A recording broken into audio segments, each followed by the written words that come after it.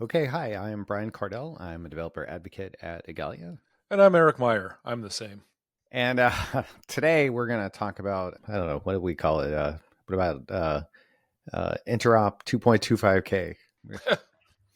I just wanted to do like the Madden 2K. Remember 2K when 2K was Mm, coming around? Everybody was like 2K. And for a little while, that was like mhm. really cool. Yeah, Madden was like 2K3 or whatever for Yeah, right. They did PS3. that for a long time, right? So I guess this is Interop 2K25. Yeah, okay.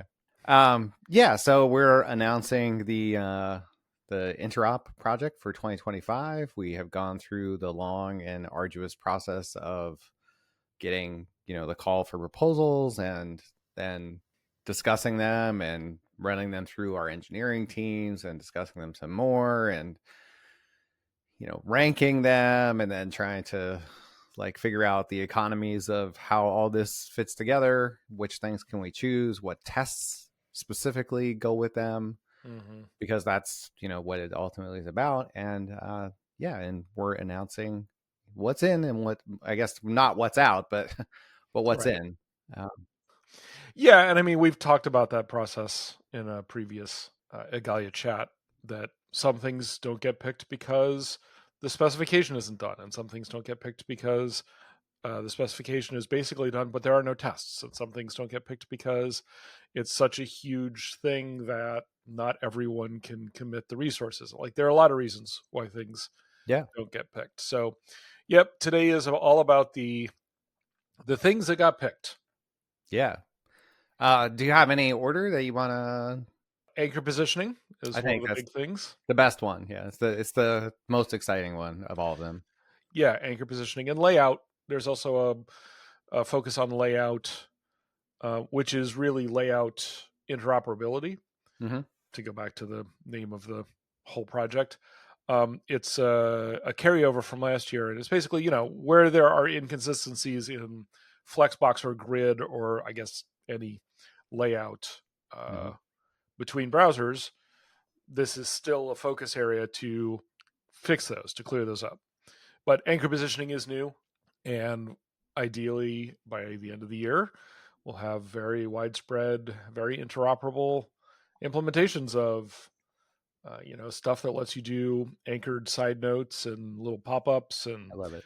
all kinds of sort of linking one thing to another thing, either visually or well, I mean, it's all visually because it's CSS, but there have been demos people have done where uh, there are arrows that connect one element to another element, and no matter where you move the second element, like dragging it, the arrow just stays pinned, and it's all using anchor positioning.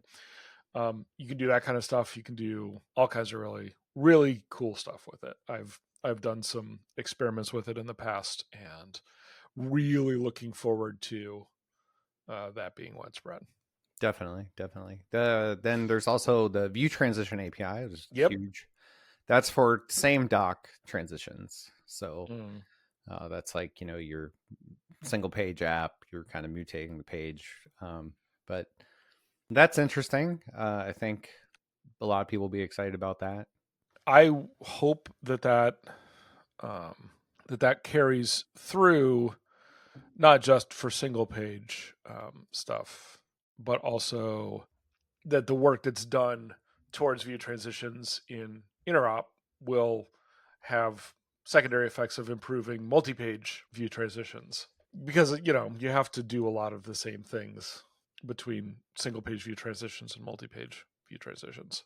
Um, Yeah, I think it's only Firefox isn't supporting the view transition at all yet. you think Uh, that's correct? Seems to be. That is Uh, correct. yeah. Well, Firefox and Samsung Internet. I look forward to what people do with view transitions. And honestly, connecting view transitions and anchor positioning, you could do some really cool stuff. Mm-hmm. Honestly, view transitions is one of those things I want to see what people are doing with it about 6 months after it hits effectively baseline newly established. Yeah. Because So I think for the first 6 months, it'll be like really garish, over the top, crazy view transitions that we've never been able to do before.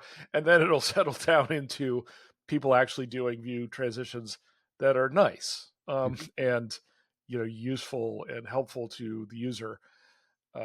No shade on the first 6 months of garishness. It's just I'm more interested in sort of what we settle into after that initial like explosion of experimentation that lots of CSS technologies go through when they first become widely supported. Yep. Import attributes is in there. Um, In, so import attributes. Wait, is this called no, something else? Oh, no, is this modules? yep. Okay, sorry. This is for modules, so that if Okay, you're in yeah, yeah. JavaScript and you want to import, Mm-hmm. but this is kind of funny because this goes back to like it seems like such a small thing, but it's been I think 2017 or 18, something like that, when this started, and it seemed like sure, just you always in Node could say like require this thing, and it's just JSON, so it JSON is JavaScript, so you just get it, and you have the thing. But it seemed like you should be able to just say import it as JSON, just like as JSON. We could just add the words as JSON, Right. and turned out that like that had like security concerns and web problems, and then there were bigger issues where people were like, well, but we also would like to maybe import CSS. So it went back and forth a bunch of times, but we're now in the stage where it's like, okay, we have like actually agreed, and we have some implementation experience, and we're pretty positive with this, so now we just put it in Interop 2025, and by the end of 2025 it's gonna kind of work everywhere. That's great. That's the plan. Mm-hmm. I mean, there's a number of JavaScript style things in Interop. It's not all CSS or Mm-hmm. CSS adjacent. The navigation API got picked this year, which I was excited to see. The one that surprised me was Core Web Vitals. So, I always think of this as exclusively mainly a Google thing, but there are some specs that have been developed and APIs that are like largest contentful paint and interaction next paint metrics. These are like largest contentful paint and performance event timing APIs. Yeah, Core Web Vitals is, I mean, it's basically Lighthouse, but for everybody. in my in my perception of it, anyway. And it's Google is pushing this, and the idea is for the quality signals that Google Lighthouse has talked about in the past to be used, basically to be sort of tracked and communicated by the browser. So within the browser itself, it will tell you largest contentful paint. And there's a specification for determining how you calculate largest contentful paint. So, yeah, that'll be interesting. It'll definitely be interesting to see where that goes in terms of how much it exposes to authors and developers, and yeah, stuff like that. Yeah, I mean, it's just an API that lets you measure some timings, and then you can collect those on your website and see how you Mm-hmm. did. And probably, yeah, there will probably be built-in things in the tools as well that let you do that. What else is there? There is storage access API. Do you know anything about that? I mean, some. Yeah, I know very little, but it's very confusing because there's another one that has this history that goes like back and back and Mm-hmm. back. So it's like there were for third-party cookies, and then like Apple got rid of them, but kind Right. of, and then Firefox also started doing some things, and like Google was the only one that was left that wasn't kind of doing anything. But then, like Apple had to make some adjustments. Google had to make some adjustments. So back in, I guess, 2017, I'm going to say, um, the Apple had this like intelligent tracking protection thing, and they helped come up with this. I think this has been shipped for like a long time now in some form in WebKit. And basically, what it is it's a way to say, hey, look, there are use cases that really kind of need some of the interworkings that used to be just third party cookies. but we need a way to kind of like lock it down. So it has to do with like, you can put iframe in your page, and you can put you can put like a sandbox attribute on it, and then through some, like, it has to be at least some minor interaction. It doesn't currently prompt the user, I think, but it will allow you to maintain a cookie to the same site. So where this matters is, like, let's say you're logged in on YouTube, right? Okay. And somebody embeds YouTube in their page, and there's, like a little thumbs up button or something like that. What happens when you click it? Like, are you, or do you have to log in again? You know? Okay. And so there's things like that where, like, they're not getting any real information about you. You're not really getting any information about them. It's not leaking. Your cookies are your cookies. They're in their own cookie jar. But when they load their site in your frame, there's a way with this to say, like, hey, this thing is okay, right? So it's a way to request that you have access to storage in the same site. So basically, like YouTube can stay logged in even though it's in a iframe, which would normally be like its own. Does that make sense? Or Yeah, some. I mean, what it feels like is it's another attempt to make interacting with web services seamless even when you leave those services. And okay, I mean, as long as that can be done in a privacy and security respecting manner, I'm generally for it. I mean, that's what it's really trying to do, is work out Yeah. the privacy and security story, like, Mm-hmm. so you find this kind of tension back and forth all the time, I think, where there's like, but these things are useful, and it's like, yeah, but they're not safe. And Mm, so it's kind of this back and forth. Anyway, yeah. There should be were, good. yeah, and in the JavaScript land, there were also there's some events things that are happening, like pointer and mouse events is an area that's going to get worked on, and the scroll end event, I guess, has some interoperability problems, so Mm-hmm. that's going to hopefully get worked on. But what I found the most interesting was one of the interoperability focus areas is to remove events from browsers. Oh, yeah. Yeah. These So, are the old mutation events. yep, the old mutation events like DOM subtree modified and DOM node inserted and stuff like that, those have all been deprecated. The mutation observer API is what you should be using. And so the goal this year is to just take all of those old mutation events, the ones from before the mutation observer API, just rip them out of browsers. Like they won't be there anymore, which is unusual. I gotta say, it's not very common on the web for existing features to be removed. I'm not entirely certain how I feel about it, to be honest. That has the potential to break like old pages. And sometimes this sort of thing has to happen. Sometimes you got to take stuff out. CSS removed a whole bunch of visited styling support because of the privacy and security concerns. I don't know that that's what the concerns are here, but just to remove events, to me, like the promise of the web is that it works both forwards and backwards in time. I'm always hesitant when there's a thing about we're just going to tear these out. Like we're not even going to legacy support them anymore. I don't know. What do you think?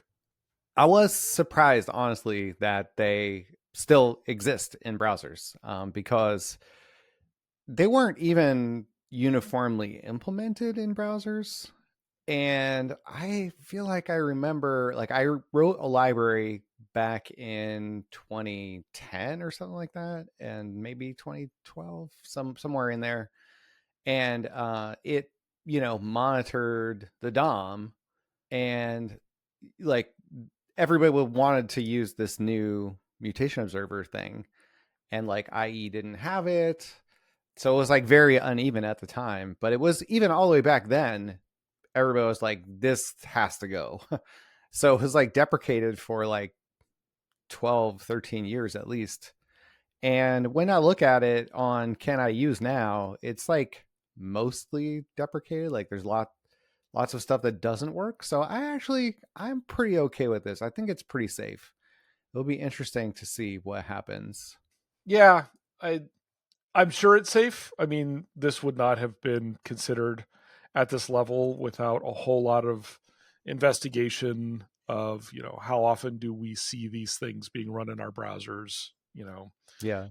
It's certainly no browser at this point removes stuff just for the hell of it, right? Yeah. Or because it's like, oh, I really hate that. Yeah, there's a lot of stuff that I think browser maintainers really hate, but that they still support.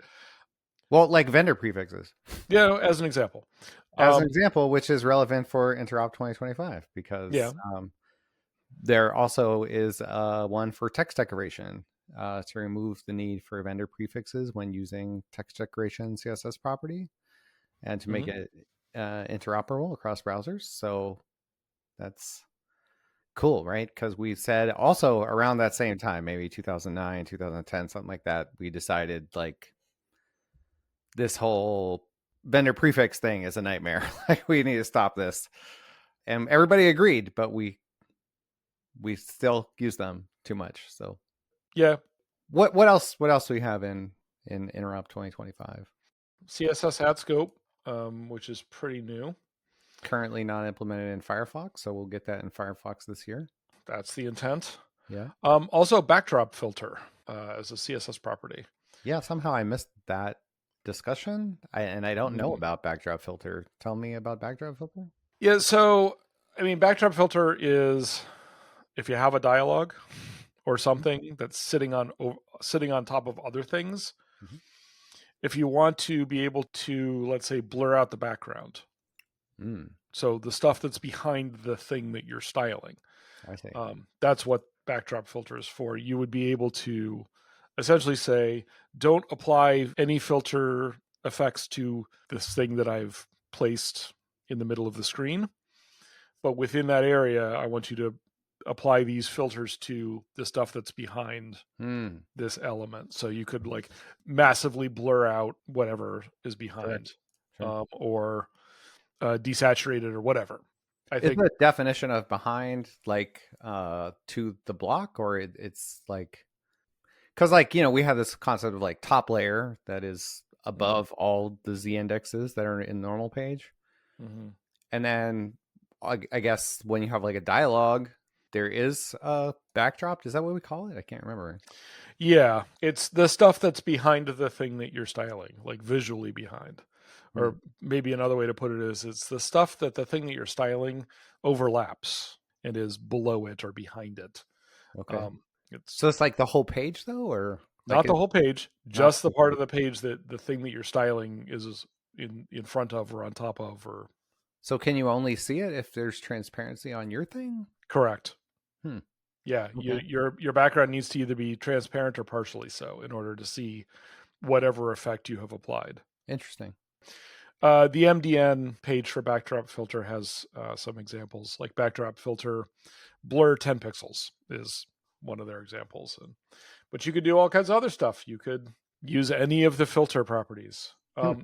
I think 90+% of the use of this property is going to be to blur the backdrop, in all honesty. Maybe a few other things like also desaturated at the same time, but that would be my guess. This is just going to be let's make it frosted glass blurry looking. Mm-hmm. Um, I don't know. I maybe some SVG filters you could use. Oh, you can use SVG filters too.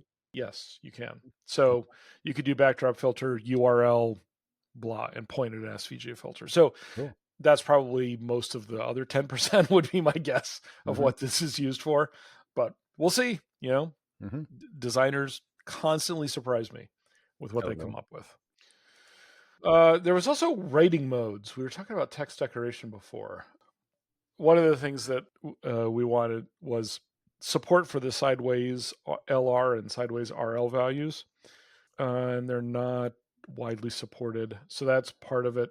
But there's also overflow inline and overflow block That properties. makes a lot of sense, right? I Yeah, mean, like, totally does. yeah.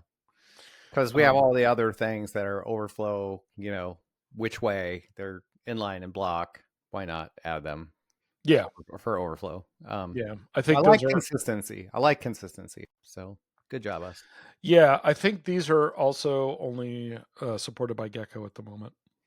We'll get there. So It's yeah, it yeah, yeah. made it. It made it into Interop. So Yep. Um, yeah. Other stuff. There something about the details element. Did you? Are you? yeah, yeah. So there's been all kinds of like improvements to the details element. So you have like the hidden until found, Mm-hmm. which is like allows you to do in-page search that will open up the summary details to show text in there if you set that attribute. Okay. There was like there never was any parts really exposed correctly, uniformly about how to style the parts of a summary detail. So like what if you just wanted to style the content because like it uses this like they call it like Scooby-Doo algorithm to like how do you make sense of this element? I think like if a lot of people were designing it, you would have like two child elements, right? So you'd have like I don't know, container element and then like a summary and then a details. Or maybe it would be two elements that follow one another, you know. Um, but the way that it's designed, the details element is around the summary, and then everything that isn't the summary is the details. So what if you want to style the content of the details, or if you want to style the little turny thing, how do you do it? So Mm-hmm. they're exposing some pseudo classes, like not pseudo classes, pseudo elements, Right. detail content and marker, and allowing you to display them or to style them better and more uniformly, Okay. and also the possibility to toggle the content using content visibility instead of display. So there's a bunch of interoperability things there. I think I'm not sure if we are actually interoperable on the like accordion treatment of details yet, but if not, I Hmm. can't remember if those would be in this as well. But I think the point is that details is about to get a lot better things a lot more uniformly, which is great. Yeah. A thing of relevance to Igalia is WebRTC. Hmm. We do a fair amount of RTC work. There's, I think, an important thing in there is there's a thing to make the RTC data channels transferable to workers so that they don't have to run like processing of data on the main thread. I think that seems like a really good deal. And RTC RTP script transform, which this I'm just going to read because I literally don't know. It allows scripts to modify the media stream, which is commonly used to implement end-to-end encryption in WebRTC applications. So I'm sure that people on our team will be happy about whatever they have to do on that Mm-hmm. to that those things will be available in uniform. I suppose we should have said WebRTC stands for Web Real Time Communication. Mm-hmm. So, Yeah. um, Also, there's some things with WebAssembly. yep. So, resizable buffers integration to integrate WebAssembly into JS code, and JS string built-ins. So, this is like when it's going to sound like I don't know WASM, and the reason is because I don't know WASM. All right. Well. But as from my limited understanding, basically, when you compile your thing from C or whatever, you're using WASM, and WASM is like very low level, and as such, it kind of they didn't define any kind of like built-ins like you have Mm, in JavaScript. Instead, mhm. you import those with some glue code. And the trouble is that glue code, because these are primitives that you use like all the time, that glue code is kind of like expensive. Like it's not overwhelmingly expensive, but it would just get a lot more performance if you could just sort of like use them without this glue code built in. Right. And so they're introducing these basically parallels to things that are in JavaScript so that you can use them directly. So you can do things like concatenate strings and basically most of the things that you do with a string API in JavaScript. You just do them directly in WASM. Yeah. Okay. Cool. Oh, we forgot about the URL pattern API. Is it in there? I don't It remember if is. it's in there. Yeah, Okay. it's on the list. You want to talk about that? No, I think you should. Haha. Yeah, I mean the URL pattern is it's useful for matching URL patterns. Um lots of people, not lots of people. I mean, I don't think that many people write things that will use URL pattern, but if you use or you write like a router for your client side single page application or something, or maybe if this is like interoperable across even Node and everything, if you're making a thing like Express, a web server, those would be really interesting and useful. Or if, like Eric and I, you write a bunch of stuff that goes and scrapes websites and does interesting things, Yeah. then it could be useful to you. So Hmm. Um, and then there's a catch-all, which yeah, is web compatibility, which you would think isn't that the whole point? yeah, Um, but this is sort of where small like web compatibility problems got kind of dumped into a bucket. So like some of it's CSS, some of it's JavaScript. And so it it's like there are 3 failing tests in this browser for. yeah, right. Where there was a proposal like that where it was, hey, this is 99% in all browsers except this browser, which is 94%. Right. Those kinds of things where making it an entire focus area didn't really make sense. Mm-hmm.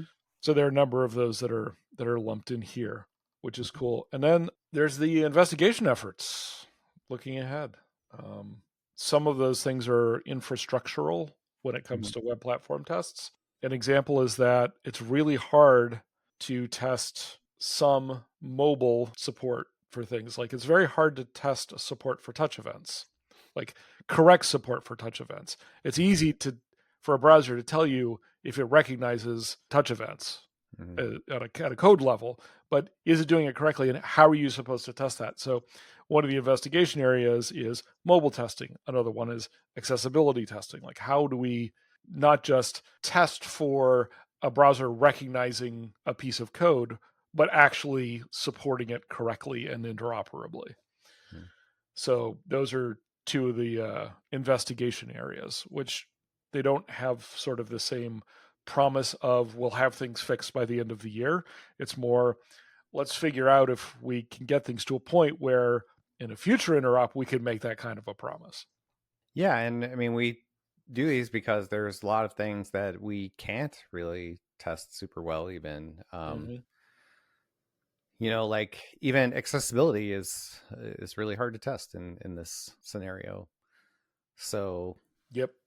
you have to dedicate some time and effort and money in the end because somebody has to pay people to do it toward figuring that stuff out. So if we don't put it somewhere that we're going to do it, if we don't commit to doing it, then it's just never going to get done. Right. Um, Yeah, and a similar areas, there are some gaming related APIs. mm-hmm, Like there's one for gamepads. There's mm-hmm, a pointer lock API and a screen orientation API. Again, the Interop team felt we need to figure out how those could be reliably tested yeah, for interoperability. More and more gaming is right. web based, and these APIs are meant to make it more and more possible to do basically native browser game development and deployment, sort of native JavaScript support for gamepads. Mm-hmm, That way the developer can just use that API to say, okay, well, when this kind of an action happens, when a primary trigger is pulled, then fire the missiles, and you don't have to know the specifics of every single gamepad. mm-hmm. Um, and yeah, then the privacy, trying to figure out like what kind of tests could be written to test privacy related features. So I think it's going to be an interesting year for Interop. And I don't know how you feel about it, but I think it's a nice mix of new stuff that has just reached the point of we can interop this, right? We can make this interoperable because the various questions have been answered and the debates have been resolved, and there's a specification and there are tests, and we can go with this.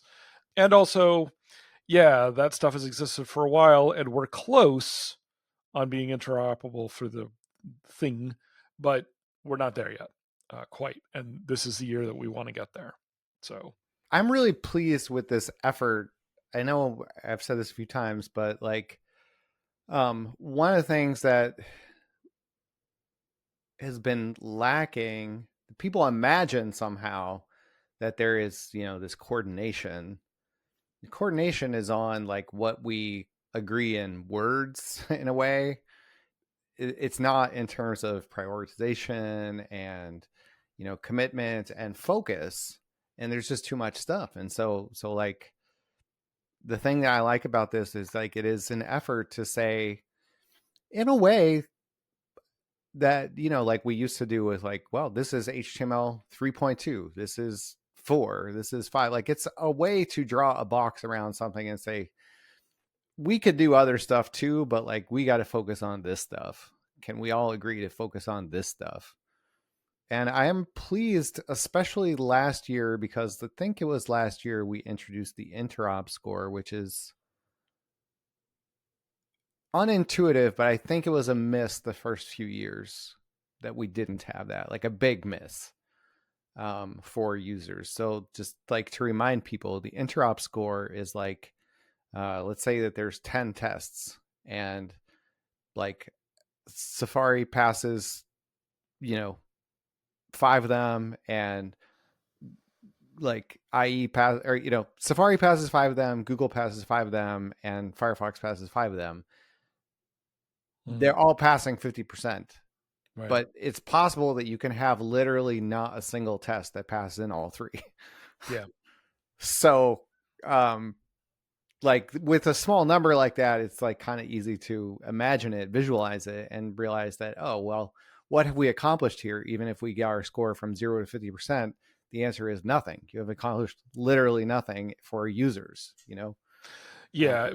You've not accomplished anything interoperability wise if the 50% that you implement is a 50% that either nobody else implements or that only one of the other two implement. You know, Yeah. developers are still stuck with, well, this doesn't work for all my users. So how am I supposed to use it? And So I yeah. think somebody, I don't know, I want to say it was Jen Simmons, wrote a nice piece, that was on the WebKit blog, that was, talking about this year's, like the success of this year's, and I think it talked about some of this and like Oh, what yeah, a yeah. what a real success this year was compared to The previous years. 2024, what a success 2024's what Yeah, has been as compared to the earlier interops. and Yeah. so I think we're Mhm. kind of getting better at it. But yeah, I mean, it's a really big deal to get this, quality delivering, new specs APIs that we focused on together. Mm. Um, Anger positioning, like popovers, nesting, scope. All these things that we're getting. We're also focusing on them together and really trying to deliver something that is really quality. And yeah, I feel like that's been missing for a long time. And I'm glad that we're doing it. I mean, I wish we could do even more of it, but, Yeah. um, I think it's a Yeah. healthy amount we're doing now. What I am heartened by, I think, like you, is that it continues year over year. It's kept going. Like you say, all of these stakeholders, all these teams coming together and saying, okay, what can we agree on that we will all devote resources to? Whereas without that conversation, it would, Right? Then you're yeah, diverging. probably diverging. And it's also, I mean, one of the important aspects of it is that it is a place where these teams coming together to say, this is what's important to us. And the other teams then learn that, right? They learn, oh, anchor positioning is really important to them. We were kind of interested in it, but now that we know that, other teams want to devote resources to this, that causes us to reconsider. Or for that matter, for teams to say, that is not a thing we can do this year.